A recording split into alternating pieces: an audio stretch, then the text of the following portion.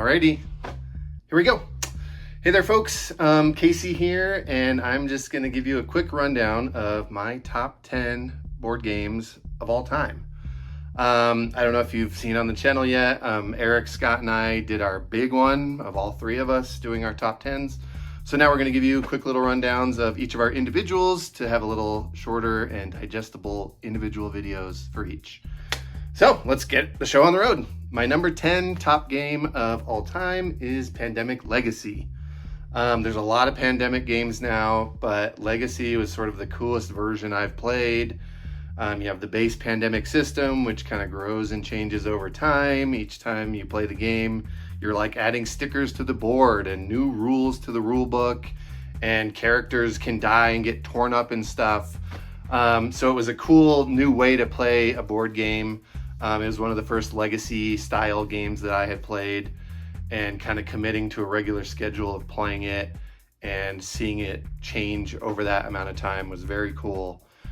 So number 10 for me is Pandemic Legacy. Number 9 is a game called Celestia. Little sort of risk it for the biscuit game where everybody, all the players are on a steam airship and you're trying to overcome obstacles and go as far as you can. The farther you go, the more valuable the treasures are when you jump out. But each round, there's one captain, so it changes between each player, and depending on if I think you can go very far as a captain, I can either jump out and claim whatever treasure is at the location I'm at, or I can believe in you to get us to go further. So it's kind of fun. You go around and vote on like, I'm gonna stay in or I'm getting out of here, and see what happens based on the dice that get rolled and if the captain that round can make it further. So that's my number 9, Celestia. Cool game. My number 8 is Forbidden Desert. Cooperative game along the same lines of you're in an airship and this one crashes in the desert, but now you're working together. You have to go through the desert, find the different pieces of the airship and get them back, and then rebuild it in order to escape before people are dying of like dehydration. There's sandstorms that are moving around. You get buried in sand, so some of your actions are like digging sand out, trying to find equipment, trying to find pieces of the ship. So super cool, challenging, cooperative. There's a few different versions now. There's like a Forbidden Sky, Forbidden Island, Forbidden Jungle, and they all have kind of their own flavor and some differences to the mechanics, but a very cool and very difficult at times cooperative game. The next one on my list is Anomia. So we're going from some cooperative, work together table games to what I think is kind of the ultimate party game, hence the party edition I have. Very quick, very easy to get to the table, very easy for people to learn. This is super quick to get going, but I've never had a bad time with Anomia.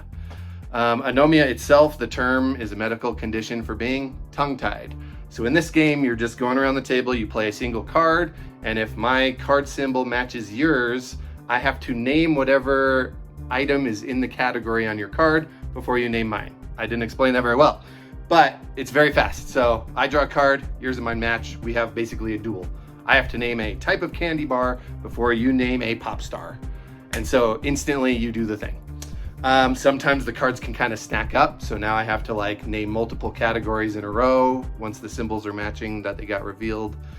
But this game, I've never like not laughed playing it. I've never seen someone play it who had a bad time and they're like, I don't want to do this anymore. You always get through the whole deck. People are always engaged the whole time. Families love it. I've played with people who are like, yeah, I don't like card games. I don't like board games. And I say, try Anomia, and we do it and they have a great time. So easy recommendation. That is my number 6 or 7. I've lost track already. Next one on the list is Just One.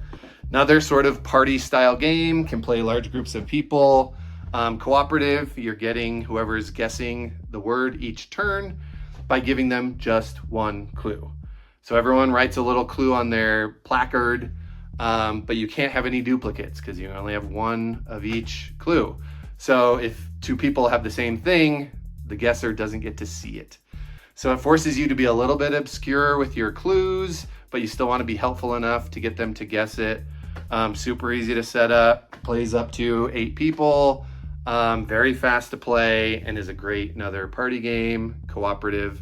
If you like games like Code Names, this is sort of in that same sort of category of word guessing and clue giving, but this one's fully cooperative versus Code Names where you're on teams. So that's the next one on the list, is Just One.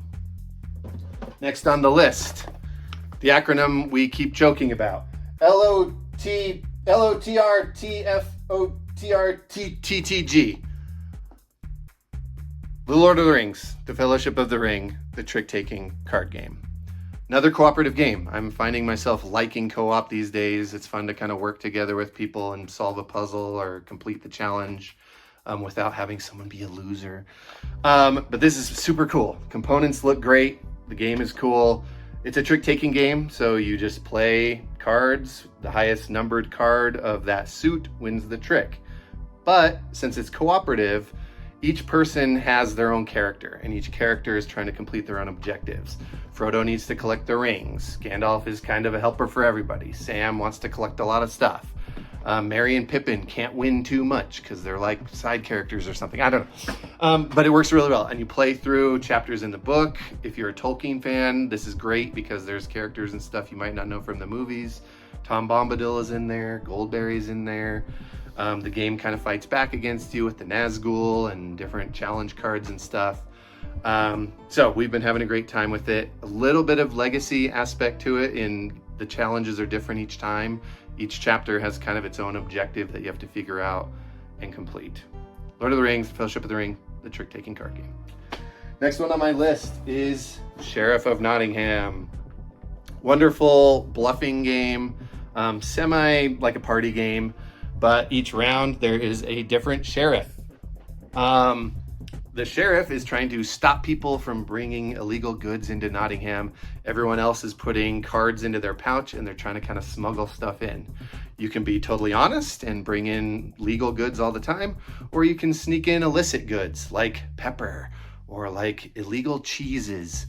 So it's very sort of like push my luck, but on an individual basis. Do I think this player is going to search me, or are they going to let me in? And am I going to be able to sneak in different kind of goods? You score more points like if you collect the most of a thing. So sometimes you're like challenging other people. I want to have the most chickens, and so I don't want you to get any more chickens. Super cool bluffing game. Very fun every time I play it. Sheriff of Nottingham. Next one on the list. We're getting to some bigger games here. So we're down to my top 3. This is my 3rd favorite game of all time. And it's in kind of a big box here. Kinfire Chronicles. So this is how to describe it without talking about my number 2 favorite game. Kinfire Chronicles is sort of a campaign style cooperative game, and you're working through different scenarios. So think D&D a little bit, but the game is the dungeon master. You're fighting monsters. There's this whole overarching story. You're playing individual characters, and the legacy part of it is you're adding new cards to your deck. You get treasure and stuff, so you can kind of upgrade your character. You're working together with your other players. They can like boost your actions, help you find the right kind of thing to fight the monster. There's little story scenario components where you're playing cards to like pass checks. Like, did we jump over this river? Draw cards and try and get the right ones, or you get hurt before the next battle. Super cool. You go to town, there's merchants that sell you stuff, so you use that to upgrade your deck and things. Beautiful art, beautiful box. The components are really cool. The turn system is cool. You draw your tokens out of a bag. So you might randomly get a player who has like 3 turns in a row, and then the bad monsters, they might get a bunch of turns in a row too, and you just have to kind of survive until the next person can do their actions. We've been having a great time with Kinfire Chronicles. I highly recommend it. It would probably be my number 1 if it weren't so, it's kind of heavy and you want to kind of commit to doing multiple scenarios together so you remember what's going on. And like legacy games, you want to play it enough that you kind of get through the whole thing. Versus my number 2, which is Kinfire Delve. So sort of the smaller brother to Kinfire Chronicles. This one actually came first, but this one's sort of just the consolidated, just the combat, just getting past the obstacles, just fighting the monsters. You're not going to town. You're not upgrading your deck. You have your character, your friends have your characters. This is also co-op, and you're just playing your actions or boosting your friends' actions. So it's very simple, but there's lots of, it's one of those like easy to pick up, difficult to master kind of things where there's things you can do to overcome kind of the puzzle pieces of the evil deck that's on the board and work together with your friends to get through it. Much faster to play. You can do it in like half hour to an hour versus a Kinfire Chronicles session. Might take a little longer, but super fun. There's 3 different boxes that have different characters and bosses in them. So you can kind of mix and match the different versions and get a lot more out of Kinfire Delve, which is my number 2. Number 1, Coup. Just one of my go-tos, another bluffing game, sort of like poker, very simple. Each player just has 2 cards. Those cards have actions on them. Nobody gets to see what they are. And you can do whatever you want as long as the other players believe that you can do that. It's up to them to call you out and say, I don't think you have that card, prove it. The games are super fast. You can play it in like 10 minutes. Even if you get eliminated super early, it's still fun to kind of see how things got resolved. Like, why did you call that guy out? And who's going to be the last person standing at the end? And almost every time I play it, all the people at the table are like, all right, let's do another round. It's time for another, like, that was so fun. Let's just play it again. Sort of like potato chips. You just play Coup over and over and over. So Coup has been one of my favorites for a long time. It's probably been my number 1 game for decades now, and it's still there.